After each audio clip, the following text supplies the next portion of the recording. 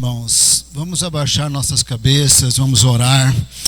Senhor, oramos pela Tua misericórdia, pela Tua bênção, pela graça do Senhor, para que nós possamos Te conhecer, Te amar e Te servir e servirmos uns aos outros. Que possamos fazer diferença em Araçariguama, na nossa região, nas cidades ao redor e também no mundo. Que o Senhor nos agracie dessa maneira, nos ajudando, nos capacitando, nos abençoando e glorificando o Teu nome por meio de nossas vidas. Ajuda-nos a compreender a Tua palavra, ajuda-nos a nos encaixar no Teu plano de alguma maneira, ajuda-nos a fazer diferença e ajuda-nos a estar preparados. Oramos em nome de Jesus. O Senhor Jesus já havia cruzado o Rio Jordão, deixado a Galileia para a Judeia para os últimos dias de sua vida. O Senhor tinha muitas coisas importantes para falar, mas eu quero ressaltar hoje à noite somente uma ou dois pontos do que ele tinha para dizer. O Senhor era muito inteligente, tudo que Jesus fazia tinha um significado simbólico, quer fosse por ações, quer fosse por palavras. O Senhor tinha aquele jeitão de ensinar por parábolas, de tal maneira que aparentemente eram mensagens muito simples, histórias muito simples, mas era só aparência, porque as aparentes histórias simples de Jesus tinham significados codificados que nós precisamos aprender e entender. No que o Senhor havia chegado na Judeia, entre os pontos importantes que ele tinha falado, ensinado, ele fez questão de deixar claro que ele sabia que ele estava sendo rejeitado pelos judeus, em termos gerais, ele seria crido nas nações e ele ia voltar em grande poder e glória. Ele falou através de suas histórias simples, aparentemente simples, com esses significados codificados que nem sempre as pessoas percebem. Hoje eu vou mencionar 3 histórias aparentemente simples e nós vamos descodificar os mistérios das parábolas de Jesus. Mas antes de eu continuar, eu quero dizer que nós também somos muito gratos ao pastor Moisés pelo tanto que ele divulgou o bazar missionário na rádio, na cidade, panfletos, carros, fez muita diferença. Levantamos uma oferta muito abençoada para os filhos dos missionários. Muito obrigado, pastor, que fez isso de maneira muito voluntária, ninguém pediu. Quando vimos, ele já estava fazendo. Então o Senhor contou 3 parábolas, entre as muitas parábolas, vou destacar somente 3. Parece que é muito simples, mas tem significado codificado para dizer o que eu acabei de dizer, que ele disse, eu vou explicar ao longo da minha palavra. O Senhor contou essa parábola de um homem que era o dono de uma plantação de pés de uva, de uma vinha, e ele empregou trabalhadores para a colheita mais ou menos às 7 da manhã, às 9 da manhã, ao meio-dia, às 3 horas da tarde e às 5 horas da tarde. Para cada grupo de trabalhadores, ele disse que ele pagaria somente um denário. Um denário era a diária de trabalho naqueles dias. O fim do dia acabou, o expediente acabou, ele reuniu os trabalhadores e, como ele havia combinado, ele pagou um denário para os que começaram às 7 da manhã, um denário às 9 da manhã, um denário ao meio-dia, um denário 3 da tarde, um denário 5 da tarde. O pessoal da manhã reclamou, patrão, como é que é? Eu trabalhei desde as 7 horas e o senhor está pagando um denário. Essa turma aqui começou às 5 horas. E o patrão respondeu, o dinheiro é meu, eu faço o que eu quero. Se eu quero pagar um denário para todo mundo, eu pago um denário. Mas o Senhor, se fosse uma mera história, o Senhor terminaria essa história dizendo assim, patrão, pensa bem como é que você vai pagar o salário do trabalhador. Mas ele não terminou assim. Mateus capítulo 20, por favor, abre a sua Bíblia, deixa marcado aí Mateus, nós vamos dar um passeio na Bíblia hoje, voltaremos para Mateus 21, Mateus 22, então Mateus 20, O verso 16, o Senhor terminou a história dessa maneira: assim os últimos serão os primeiros, e os primeiros serão os últimos. Não parece que tem lógica, à luz da história que Jesus contou, não parece que tem lógica, mas você tem que lembrar que as histórias aparentemente simples tinham significados codificados. O que o Senhor quis dizer é que às 7 da manhã, o Senhor, quando ninguém conhecia Deus, a menos que Ele se revelasse e se manifestasse, Ele apareceu para Abraão, Isaque e Jacó. Ele fez uma aliança com os seus servos e com a sua descendência.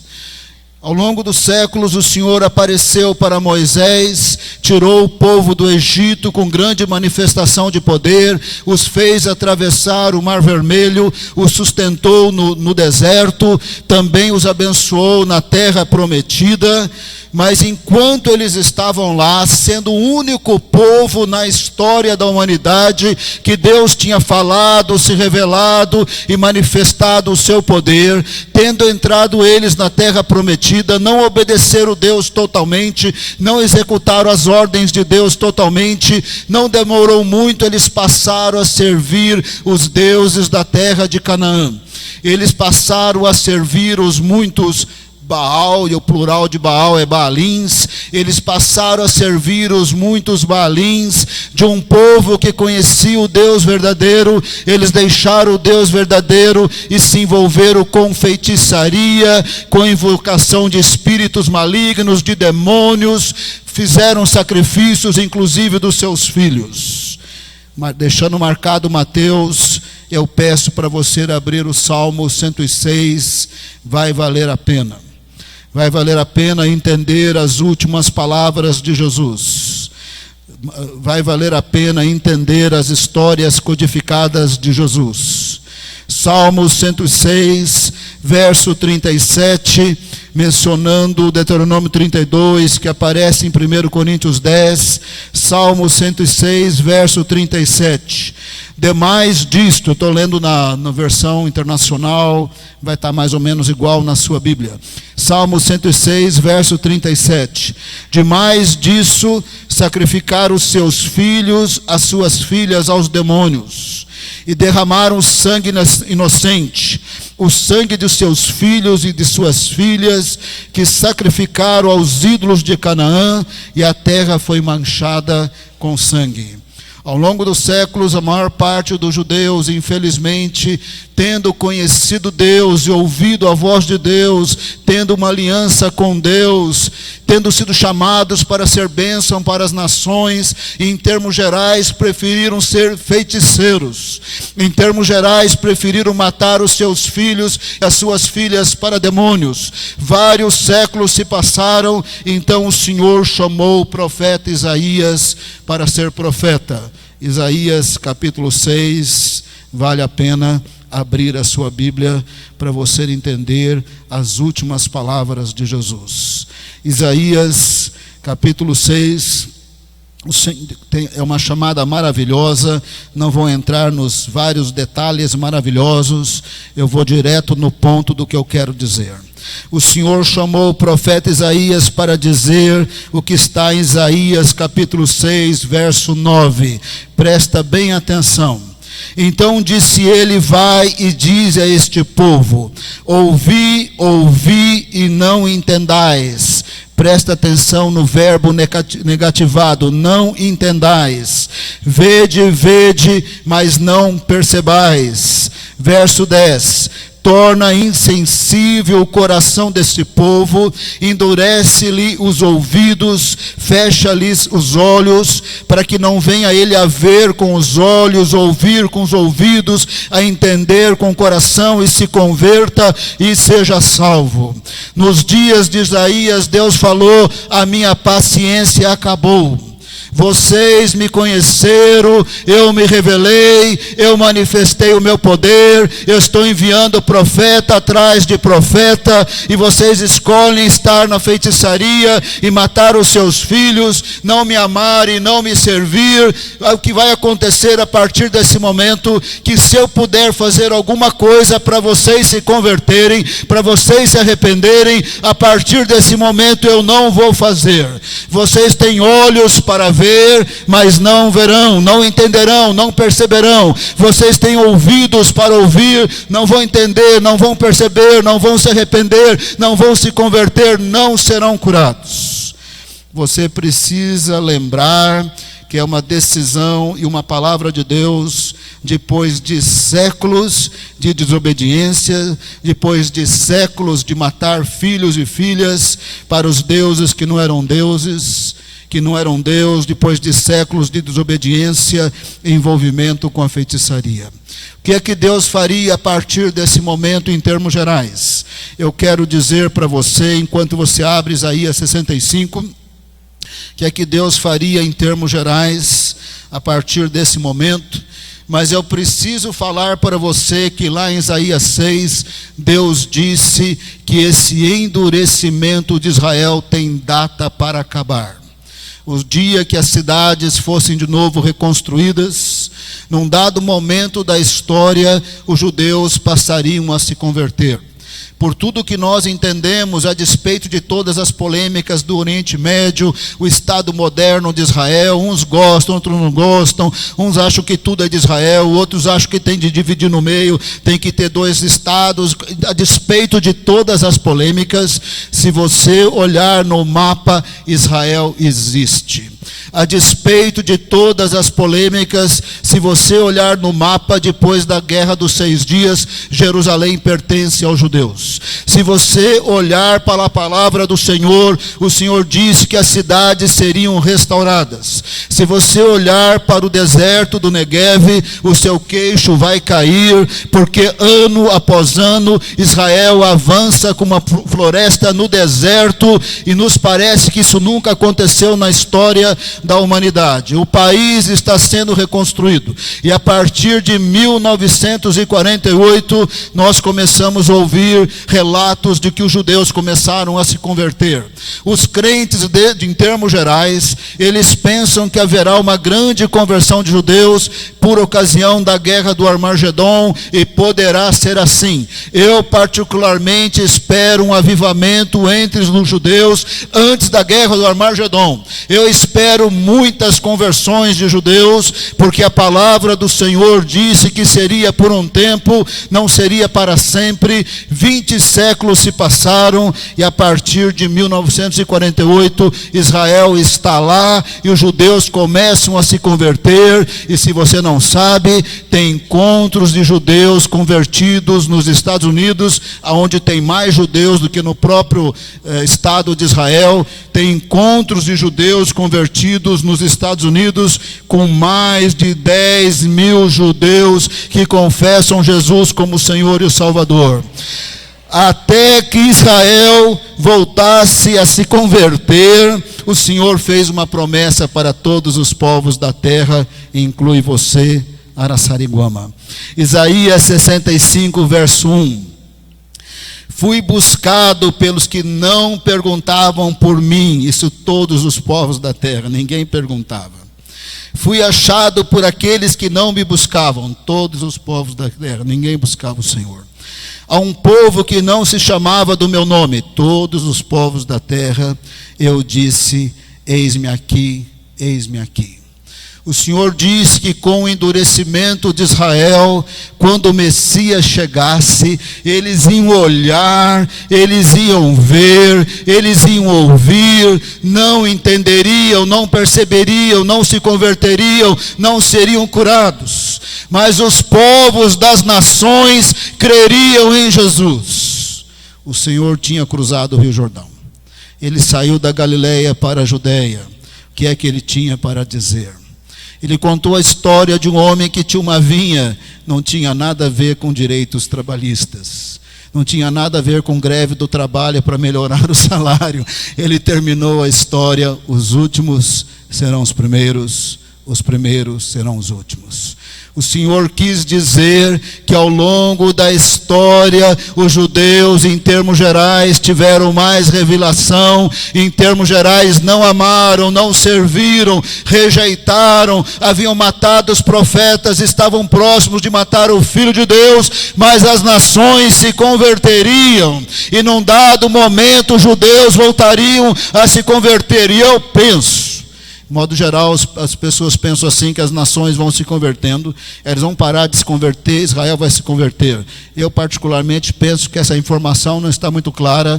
Eu entendo que eles estão se convertendo, as nações, eles vão continuar se convertendo, e num dado momento Israel também vai se converter, e vai ter avivamento entre os judeus. E eu espero que não vai depender de guerra de Armagedon para eles se converterem, vai ser antes. Essa é a minha esperança.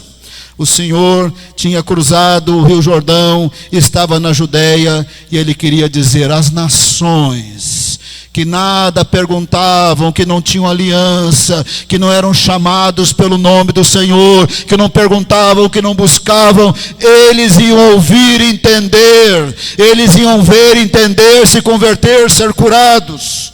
Olha para a história da humanidade. Em 1930, havia igrejas em todos os países da terra.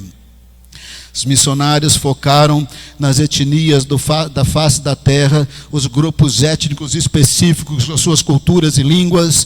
A partir de 1940, em 1980 havia somente 13 mil povos ainda sem o Evangelho. Em 2015, menos de mil povos para ouvir o Evangelho e para ter igreja no meio deles. O Senhor falou: os últimos serão os primeiros. As nações se converterão mais do que Israel, mas por fim Israel também se converterá.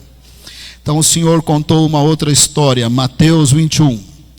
Contou 3 histórias de um homem que tinha uma vinha, eu vou contar só 2.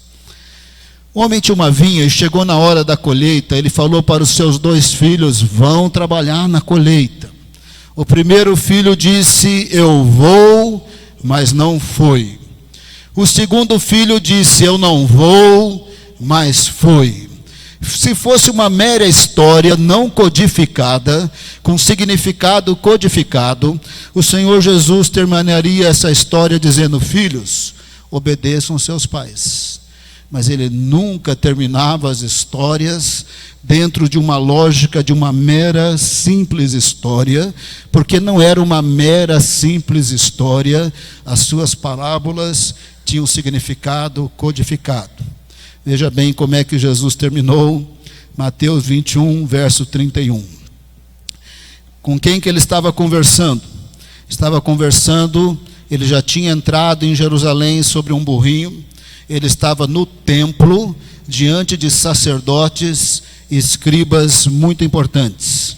Quando ele contou essa história e terminou assim, Mateus 21, 31. Qual dos 2 fez a vontade do Pai? Disseram o segundo. Olha a conclusão de Jesus, que não tem nada a ver com uma mera história simples, mas com a mensagem codificada na história. Declarou-lhes Jesus: em verdade vos digo que publicanos, cobradores de impostos corruptos que trabalham para o Império Romano, digo-vos que publicanos e meretrizes, prostitutas, vos precedem no reino de Deus. O que Jesus quis dizer? Ele quis dizer que quando o povo nenhum da terra tinha revelação de Deus, Israel tinha revelação. Quando o povo nenhum na terra podia dizer: eu vou te amar e te servir, Israel falou que ia. Lá no Monte Sinai, depois de Deus manifestar a sua presença e poder, ele disse: se atentamente ouvirdes a minha voz, vocês serão um povo particular, peculiar entre todos os povos da terra. Eu os usarei como um reino de sacerdotes para revelar a minha glória aos povos, às nações, se atentamente ouvirdes a minha voz. E eles falaram sim, mas eles serviram os Baalins. Eles são o primeiro filho que disse: eu vou fazer a sua vontade, mas não fez. Naquele momento que Jesus falava, aqueles sacerdotes e aqueles escribas eram o primeiro filho. Aparentemente eles eram religiosos, aparentemente eles tinham importância, autoridade, conhecimento. Eles falavam que serviam a Deus, que eles iam servir a Deus, fazer a vontade de Deus, mas o que aconteceu é que eles eram assassinos, eles eram exploradores e mentirosos. Eles mataram Jesus, que era inocente, ainda que ele tivesse que morrer pelos nossos pecados. Eles pagaram para mentir, para os soldados mentirem que ele havia ressuscitado dos mortos. Eles eram assassinos mentirosos, falavam que iam fazer a vontade de Deus, mas não faziam a vontade de Deus. As prostitutas nunca falaram, eles falaram: vamos pecar. Os cobradores de impostos nunca falaram: vão roubar. Mas quando eles ouviam, quando eles viam, eles entendiam, se arrependiam e eram mudados e eram transformados. Mateus foi transformado e era cobrador de impostos. Zaqueu foi transformado. Maria Madalena não era a santinha e ela foi transformada. Então Jesus disse: os publicanos e as meretrizes vos precedem no reino de Deus. Aqueles que nunca falaram que iam servir a Deus, que nunca perguntaram, que nunca buscaram, eles estavam encontrando com o Senhor. Os últimos estavam se tornando os primeiros. Os que primeiro tinham revelação estavam endurecidos, possivelmente estão sendo desendurecidos a partir de 1948. Então o Senhor fez uma promessa, Isaías 25, vale a pena. Já estou indo para a minha última história. Nesta noite eu estou descodificando as histórias de Jesus. Muito importante, porque ele estava próximo de morrer. O que é que ele tinha para falar? Tudo que ele disse era muito importante. Eu só estou destacando o fato que ele sabia, estava dizendo que ele ia ser rejeitado, mas as nações creriam, mas que ele voltaria em grande poder e glória. O Senhor fez essa promessa para todos os povos da terra. Isaías capítulo 25, ele disse, Isaías 25, verso 8: aniquilará a morte para sempre, e assim enxugará o Senhor as lágrimas de todos os rostos, portanto de todas as pessoas da terra, e tirará de toda a terra, portanto de todas as etnias da terra, a maldição do povo, do seu povo, que era a maldição da existência da morte. Verso 7: e destruirá nesse monte a coberta que cobre todos os povos, o véu, esse véu que eles usavam quando estavam de luto. Deus ia remover este véu, porque ele ia aniquilar a morte como benefício, como bênção para todos os povos da terra, evidentemente desde que eles recebam o Senhor como Salvador. Nesse sentido, o Senhor estava dizendo: essa era de morte vai passar e haverá uma outra era.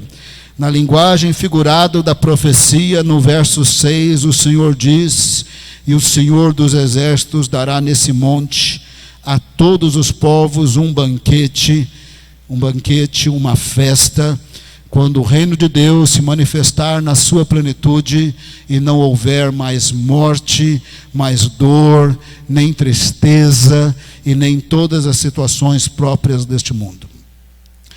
Cada vez mais próximo da hora de Jesus morrer, ele contou uma outra história. Mateus 22, verso 1, é importante você seguir com seus olhos.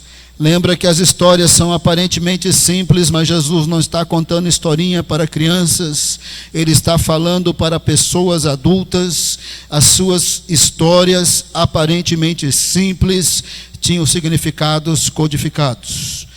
Um rei resolveu dar uma festa de casamento do seu filho.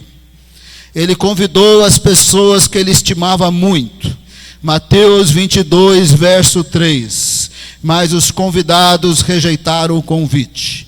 Então enviou os seus servos a chamar os convidados para as bodas, para a festa de casamento do seu filho, mas estes não quiseram vir, não quiseram ir ao casamento, menosprezaram o convite do rei. O rei ficou que não entendeu, estava tudo muito preparado. Ele falou para os servos: volta lá e insiste com eles. Verso 4, enviou ainda outros servos com esta ordem: dizei aos convidados, eis que eu já preparei o banquete, está tudo pronto, está tudo preparado, vem para a festa. Verso 5, eles porém não se importaram, foram cada um para o seu campo, trabalhar na lavoura, foram para o seu negócio. Não tem nada de errado trabalhar, mas na verdade era um jeito de dizer: não me importo com o rei e nem com o seu convite. Para piorar as coisas, alguns deles, verso 6, resolveram agarrar os servos que estavam levando o convite, os maltrataram e os mataram. No verso 1, eram pessoas consideradas do rei. A partir do verso 6, são inimigos do rei. O rei está muito bravo. O rei manda tropas e manda matar todos eles. O rei ficou irado, enviando as suas tropas, exterminou aqueles assassinos e lhes incendiou a cidade. Mas o rei ainda estava muito inconformado, porque o seu filho ia casar, a festa estava preparada e não tinha ninguém para vir para a festa. O verso 8, ele disse aos seus servos: está pronto a festa, mas os convidados não eram dignos. Verso 9, e depois para as encruzilhadas dos caminhos e convidai para as bodas a quantos encontrardes. Eles foram, encontraram pelo caminho, segundo Lucas, os aleijados, os cegos, os leprosos, os amaldiçoados, os pobres. Ninguém que queria convidar, nem gostava deles. Vai atrás dos amaldiçoados que ninguém quer e convida. O verso 10 termina dizendo: e a sala do banquete ficou repleta de convidados. Por fim o rei encheu o salão para o casamento do seu filho. Alguém entrou lá de penetra naqueles dias. Quem era convidado do rei tinha uma veste nupcial. O rei percebeu que ele não tinha, mandou jogar ele, no verso 13, lança ele para fora nas trevas, ali haverá choro e ranger de dentes, que no contexto do Novo Testamento é o inferno.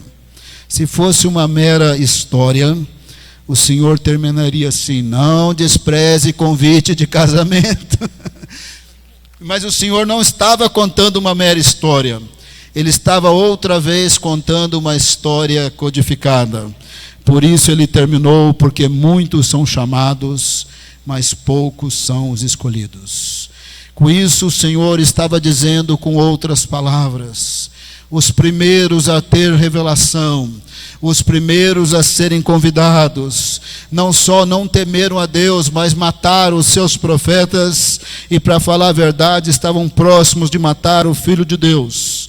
Mas os povos, as nações, considerados amaldiçoados, e as prostitutas e os corruptos cobradores de impostos, eles estavam se convertendo. Muitos são chamados de Israel, e muitos são chamados das nações, mas em vez de atenderem o convite do rei, para terem o perdão de pecados e a vida eterna que só Deus pode dar, em vez de atenderem o convite de Deus e irem para a festa da plenitude do reino de Deus, eles preferem viver coisas passageiras, dar prioridade para aquilo que não tem valor, e assim eles não se entregam a Deus de todo o coração. Muitos são chamados, mas somente alguns poucos serão escolhidos, porque somente alguns poucos recebem Jesus como Senhor e Salvador. 60 anos depois, Jesus resolveu jogar mais luz nesse convite, nessa festa. Apocalipse capítulo 19. Eu preciso te explicar algumas coisas para você não boiar. Lembra que as histórias de Jesus e as suas figuras de linguagem continham significados codificados. Se você olhar para as histórias de Jesus de maneira muito literal, você de fato não vai entender nada. O Senhor não estava literalmente falando de uma festa de casamento, mas Ele estava falando de uma grande celebração da plenitude do reino de Deus, quando esta era da morte passará e será totalmente aniquilada. O Senhor falava a semelhança de um casamento, quando o noivo e a noiva se encontram nos nossos dias na igreja, depois viverão juntos. O Senhor falava dessa união com Cristo nas regiões celestiais. A palavra do Senhor diz que, trocada a trombeta, como foi cantado, os mortos em Cristo ressurgirão primeiro.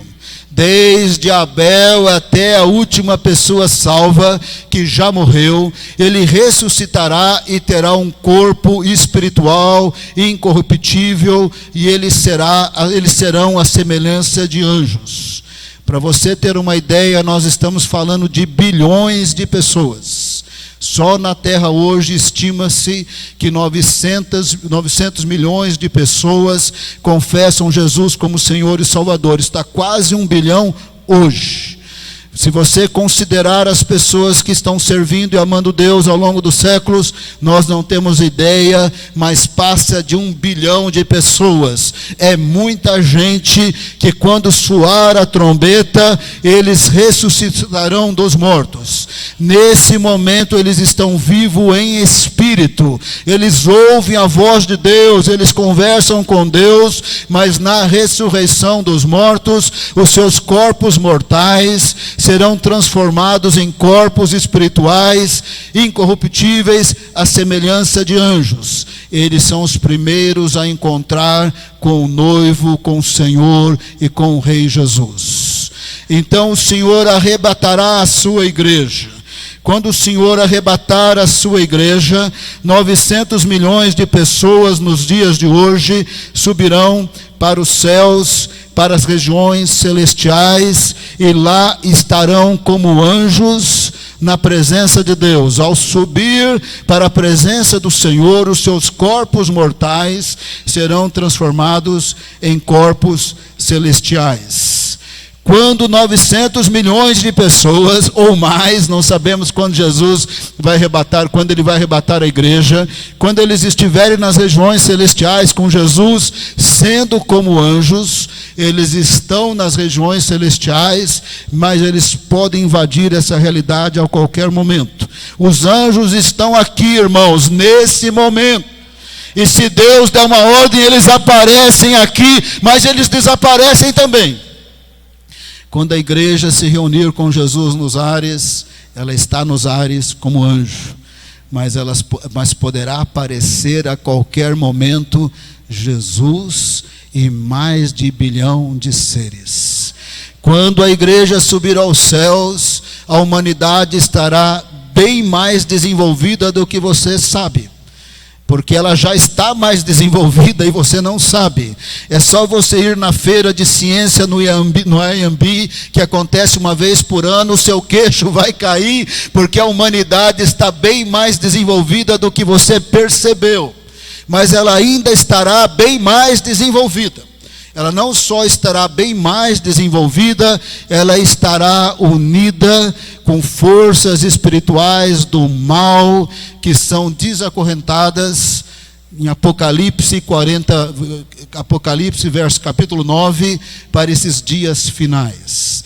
Nesses dias finais, a humanidade muito desenvolvida, em parceria com demônios mais poderosos que até então estavam acorrentados, eles estarão em atuação com o anticristo e um falso profeta que fará sinais tão espetaculares, que o Senhor Jesus falou em Mateus capítulo 24, que se possível ele enganaria até os escolhidos tamanho nível e intensidade de milagres e sinais poderosos feitos pelos poderes das trevas.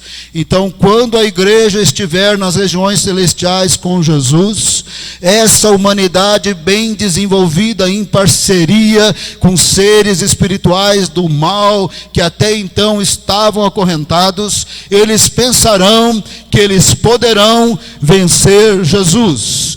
Mas Jesus mesmo não precisará de ajuda de nenhum do seu mais de 1 bilhão de seres. Ele os derrotará sozinho. Como o centurião romano falou: basta uma palavra e o meu servo será curado. Jesus, com o seu poder, ao falar, tudo acontecerá. Em 1 Tessalonicenses capítulo 4, Paulo disse que Jesus vai destruir o anticristo com o sopro da sua boca. Ele sozinho vai vencer. Apocalipse capítulo 19. A igreja está nas regiões celestiais.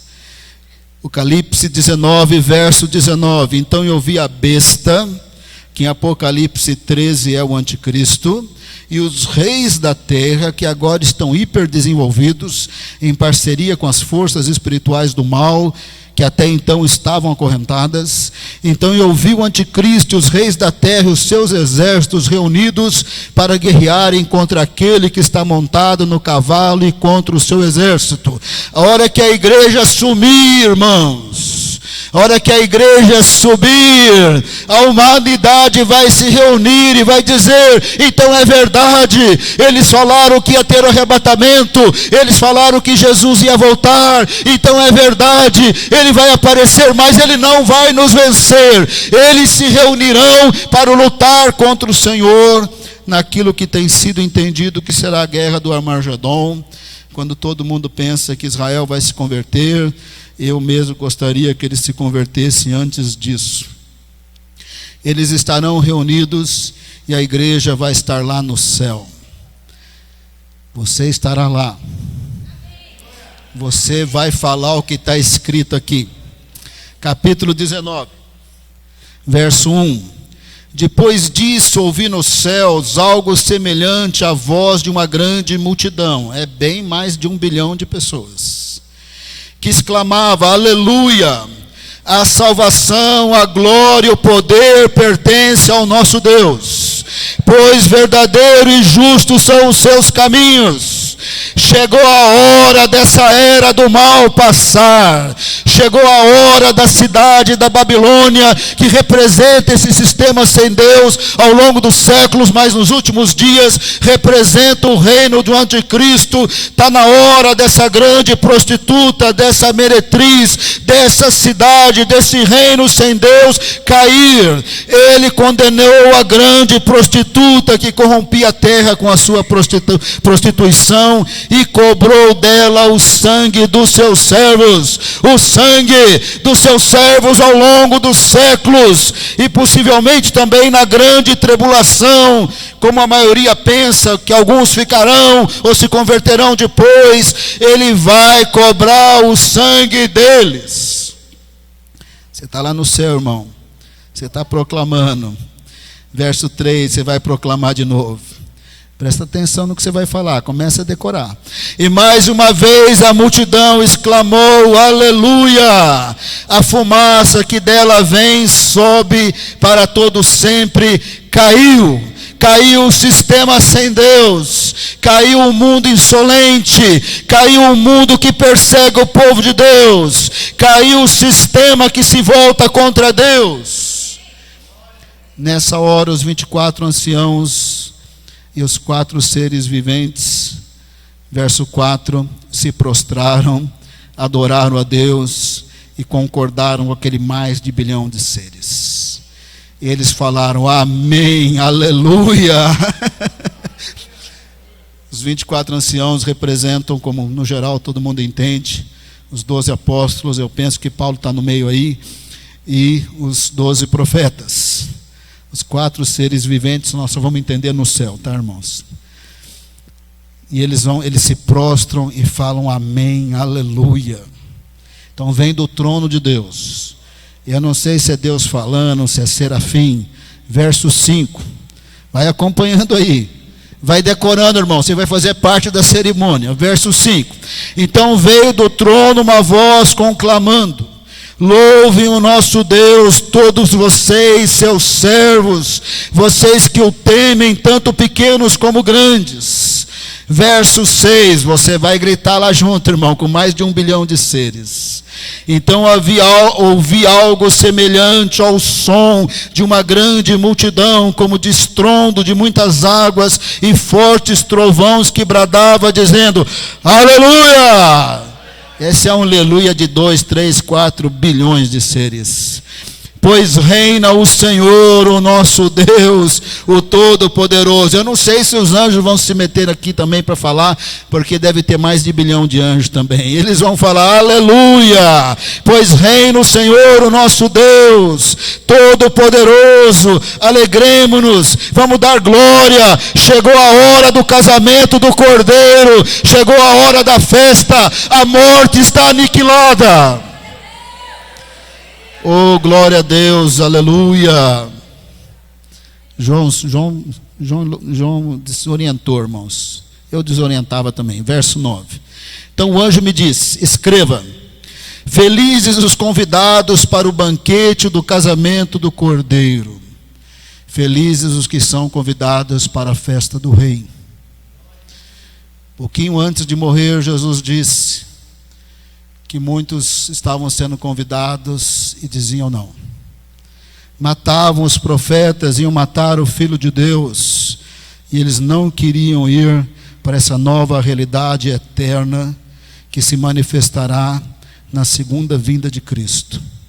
Ele diz que muitos são chamados e poucos escolhidos, porque poucos se arrependem dos seus pecados e dão a vida para o Senhor. Ele também disse que ele voltará em grande poder e glória, e Apocalipse 19 nos dá uma ideia de como será.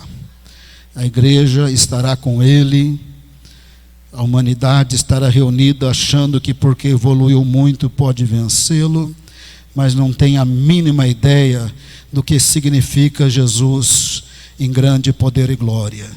Então ele virá, verso 11, acompanha aí na sua Bíblia. Vi os céus abertos e diante de mim um cavalo branco, cujo cavaleiro se chama Fiel e Verdadeiro, é Jesus. Ele não virá montado no cavalo, deve ser figura de linguagem para dizer guerra, cavalaria, conflito. Ele vem, o nome dele é Fiel e Verdadeiro. Ele julga e guerreia com justiça. Verso 12, seus olhos são como chamas de fogo, em sua cabeça muitas coroas.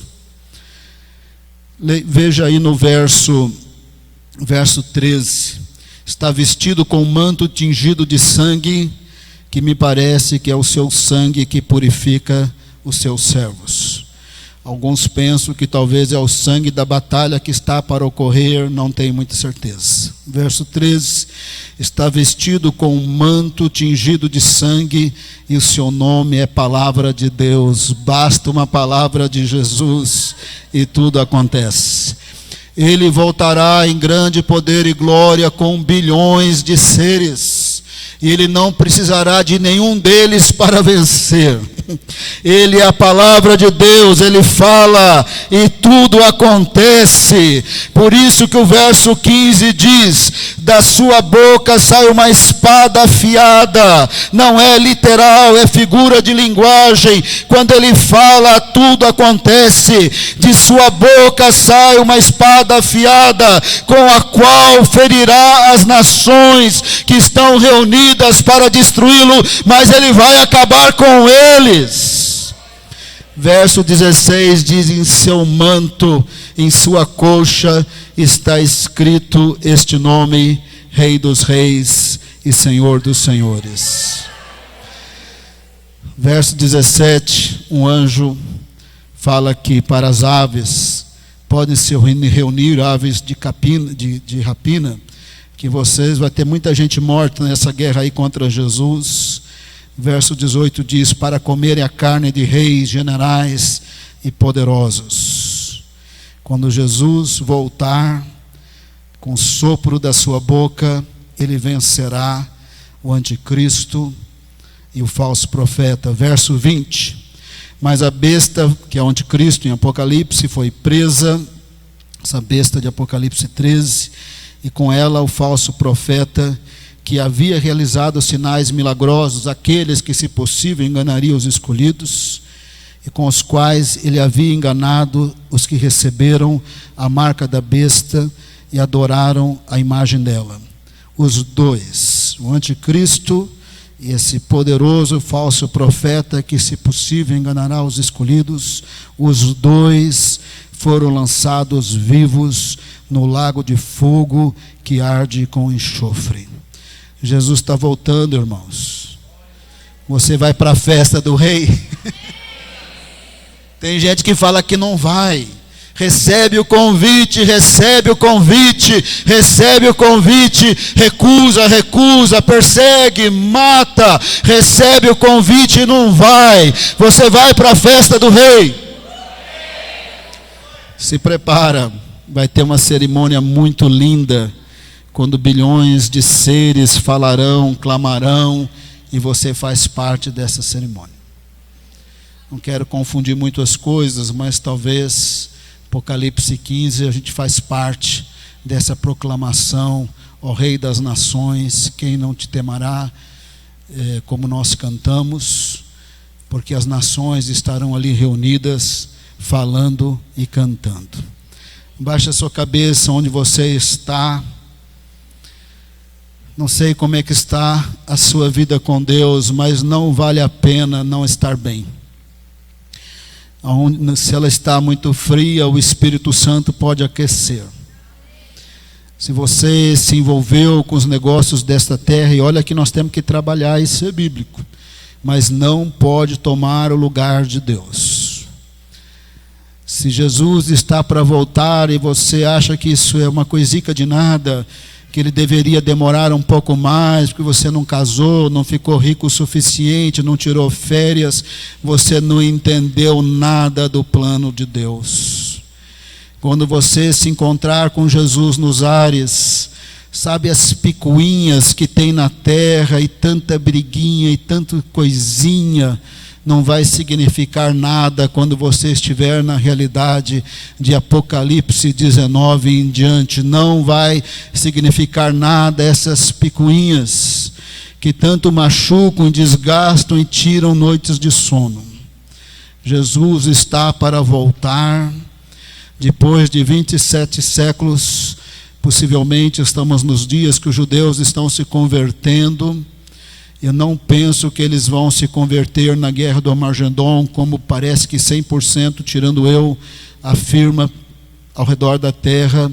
Eu espero que eles se convertam antes, porque as indicações são que o tempo está encerrado para eles continuarem endurecidos.